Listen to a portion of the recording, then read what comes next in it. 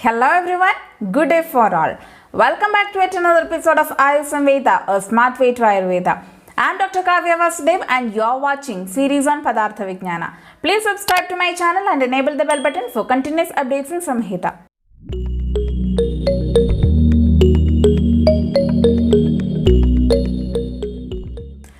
In the last videos, we discussed the properties of Prithvi Mahabhuta. If you have not watched those videos, please click the I button to access them. Moving with Jala Mahabhuta, Agneraapaha. As per Taittiriya Upanishad, the Utpatti of Jala Mahabhuta is after Agni Mahabhuta, that is Agneraapaha. After Agni Mahabhuta, Jala Mahabhuta will be produced. Sattvatamo Bahula Apaha. As per Sushruta Samhita, the predominance of the gunas has been mentioned. Each Mahabhuta is having the predominance of a particular guna. So, Jala Mahabhuta is having the predominance of Sattva and Tama guna. That is Sattvatamo Bahula Apaha. Shita Sparshavati Apaha, and Apa or Up or Jala Mahabhuta is having Shita Sparsha, that is the cold in touch, or while touching that coldness is being felt.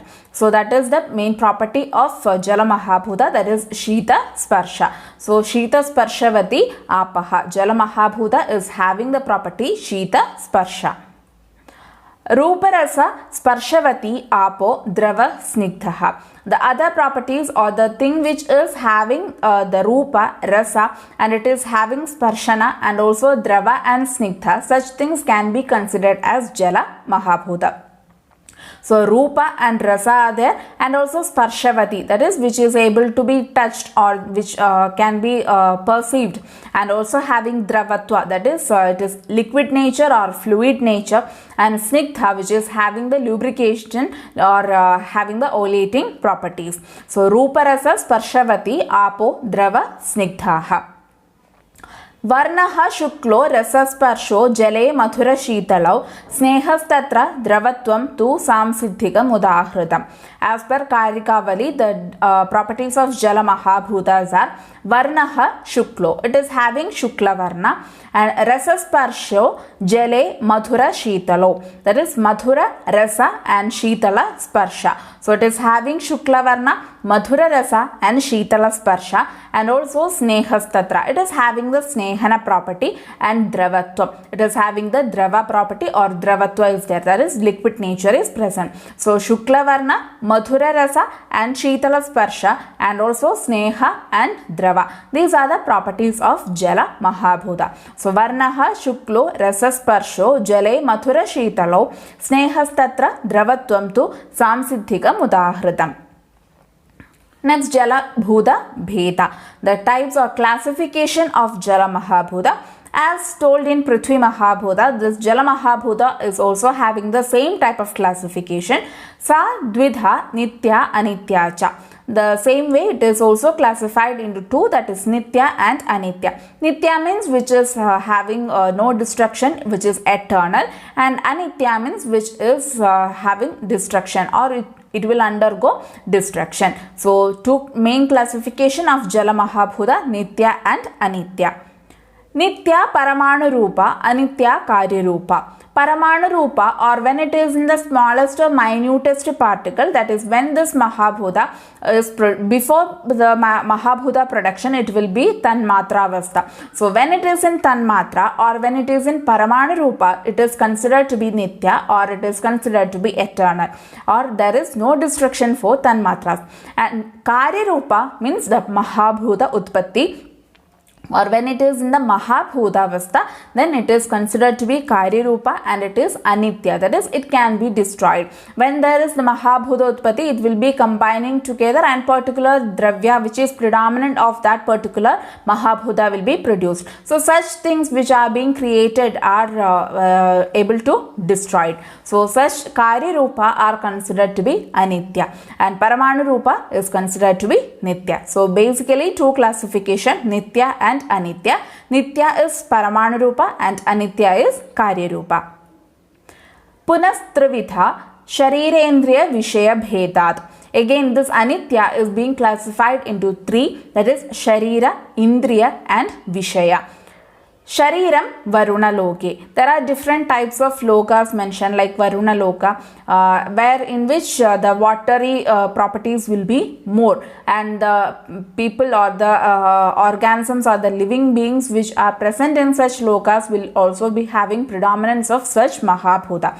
So Sharira, in the Varuna Loka, what all creatures are there or the body of such things has to be considered as predominant of Jala Mahabhuta. Indriyam Rasagrahagam Rasanam Jihvagravarti. Indriya, which is responsible for perception of this Jala Mahabhuta, is Rasana, that is Jihvagravarti. This Rasana Indriya is present in the Jihva, that is on the tongue, and the main function of this Indriya is Rasagrahaga, that is to perceive the taste is the main function of this Indriya. So Indriya Rasagrahagam, the function is Rasagrahagam. Rasanam, it is present, or the organ which is responsible for this is tongue, Jihvagravarti, and this Indriya is present in the Jihvagravarti, that is at the tip of the tongue. So Indriyam Rasagrahagam Rasanam Jihvagravarti. Vishayaha Sarit Samudradi. And how we can understand, or few examples related to Jala Mahabhuta has been mentioned, that Sarit Samudradi. Sarit means the normal lake or pond, such water reservoirs, and Samudradi means the ocean or sea, such big water reservoirs. So such all are considered to be the examples for Jala Bhuta. So basically Jala Bhuta is classified into two, that is Nitya and Anitya. Nitya is Paramana Rupa and Anitya is Karya Rupa, and this Anitya is again classified into Sharira, Indriya and Vishaya. Sharira, Varunaloka, Indriya, Rasagrahaka, and it is Rasana, and present in the Jihvagravarti, and Vishaya is Sarit, Samudra, etc. So this is the classification of Jala Mahabhuta. Mainly two classification, and the examples related to Sharira, Indriya and Vishayas are told. Again, another classification of Jala Mahabhuta is Jala Bhuta is classified, or Jala is classified into Bhauma and Divya. That is, two classification of Jala is Bhauma and Divya, and this Divya is being again classified into Dhara, Kara, Taushara and Haima. That is, Divya means the water which is present in the atmosphere in different forms, like Dhara, Kara, Taushara and Haima.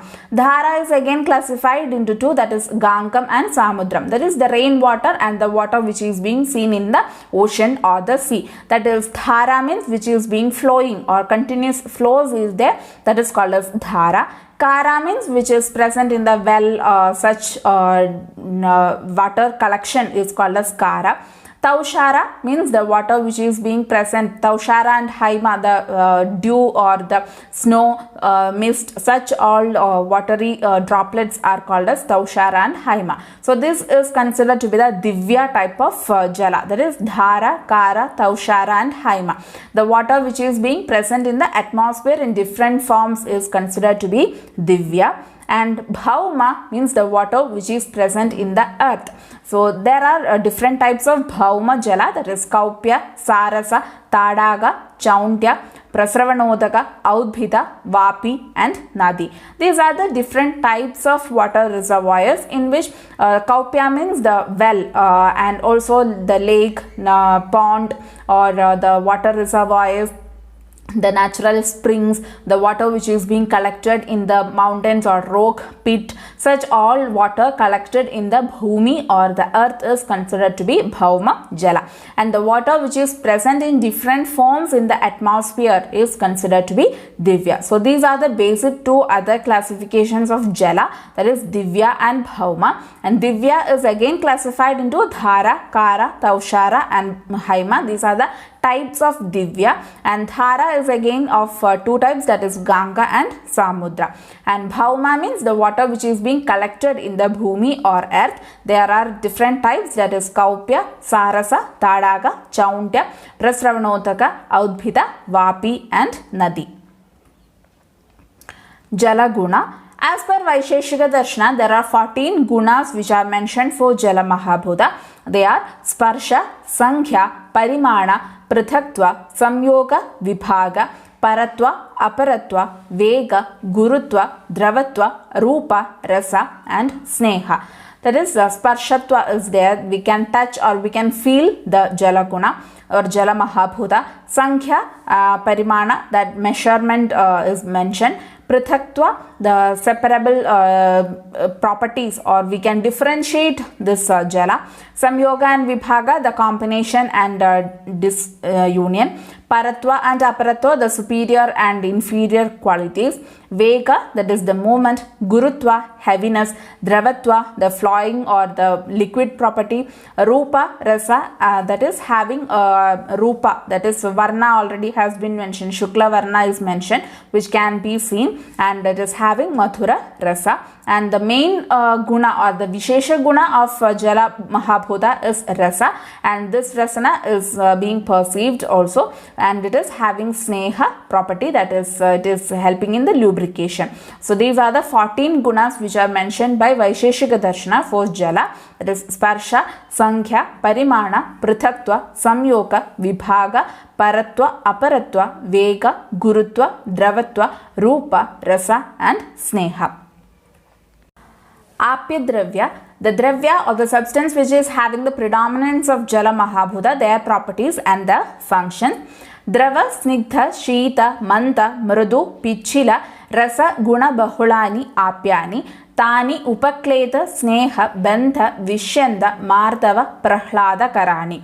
So the dravya which is having the properties such as drava, snigdha, sheeta, manda, mrudu, pichila and rasaguna bahula, that is predominance of rasaguna. Such things are considered to be having predominance of jala bhuta, and they does the function of these apya dravyas are tani upakleta, that is it produces the kletana or moisture will be increased. Snehana, that is lubrication. Bandha, vishyanta, mardava, that is it will be uniting things, and it will be secretion or the lubrication of the body will be there. Mardava, that is softening, and prahlada kara, that is it gives a happiness. When we are taking water, we will be getting the happiness or the joy will be attained. So these are the functions which are being carried out by apya dravya. So the dravyas which are having drava, snigdha, sheeta, manta, mrudu, pichila and rasaguna are considered to be apya dravya,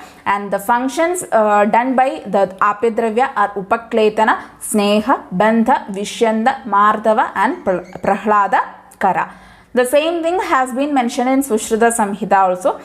Sheeta, stimita, snigdha, manda, guru, sara, sandra, mrudu, pichilam, rasa bahulam, ishat, kashaya, amla, lavanam, madhura rasa, prayam, apyam, tat snehana, hladana, kletana, bandhana, vishyandana, karam iti.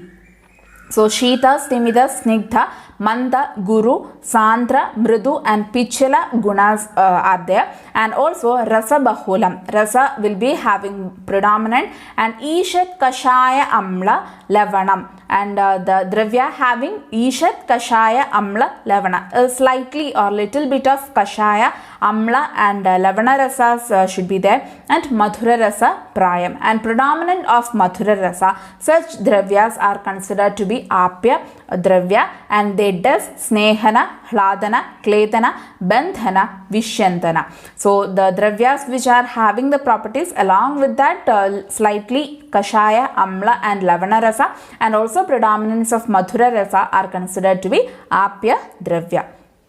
So the apya dravya gunas are drava, snigdha, sheeta, manda, mrudu, pichila and rasa guna bahula. The karmas which are being done are upakleta, sneha, bandha, vishyanta, mardava and prahladakara, and the rasas which are predominant are ishat, kashayam, that is little bit of kashaya rasa, amla rasa and lavana rasa, and predominance of madhura rasa. Apya Sharira Aveva. The Aveva are the parts or organs in our body which are having the predominance of Jala Mahabhuta. Yad Drava, Sara, Manda, Snigdha, Mrudu, Pichilam, Rasa, Rudhira, Vasa, Kapha, Pitta, Mutra, Svedadi, Tadapyam, Raso, Rasanamcha. that is the organs or the avayavas which are having predominance of drava, sara, manda, snigdha, mridu, pichila gunas. Such avayavas or organs or parts are considered to be apya, and also few examples of apya sharira avayavas are mentioned, that is rasa, ruthira, that is rakta, vasa, kapha, pitta, mutra, sweda, etc. These all are considered to be apya predominant or considered to be predominant of jala mahabhuta. And also raso, rasanam cha, and rasana, that is the jihva or the tongue which is responsible for the perception of the taste, is also considered to be predominant of jala mahabhuta. And also as per Sushruta Samhita, apyastu raso rasanendriyam sarva drava samuho guruta shaityam sneho retascha. So as per Sushruta Samhita, it has been mentioned that sarva drava samuho, all the organs or avayavas or the parts which are having predominance of dravatva, that is which is having the liquid nature, such all things can be considered as apya sharira avayava or considered to be predominant of jala mahabhuta, and which is having the gurutva or guru nature, shaitya, that is shita sparsha, and sneha, and also retas is considered, or the shukra is considered to be apya avayavas. So apya avayavas or sharira avayavas are having the properties such as drava, sara, manda, snigdha, mridu, pichila, and also rasanendriya, that is jihva, is considered to be predominant of jala mahabhuta, and few examples are rasa, ruthira, vasa, kapha, pitta, mutra, etc. So the apya sharira avayava, the properties are drava, sara, manda, snigdha, mridu, pichila, guruta, shaitya, and sneha. And few examples of avayavas which are having the predominance of jala mahabhuta are rasa, ruthira, vasa, kapha, pitta, mutra, sweta, and retas. And rasanendriya is considered to be predominant of jala mahabhuta, and all the sarva drava samuha, all the parts or avayavas which are having predominance of drava property is considered to be predominant of jala mahabhuta. Today we completed the properties of Jala Mahabhuta, and will be continuing with the properties of next Mahabhutas in the upcoming videos. For more updates on Samhita, make sure you subscribe the channel. Thank you. See you in the next video. Till then, bye.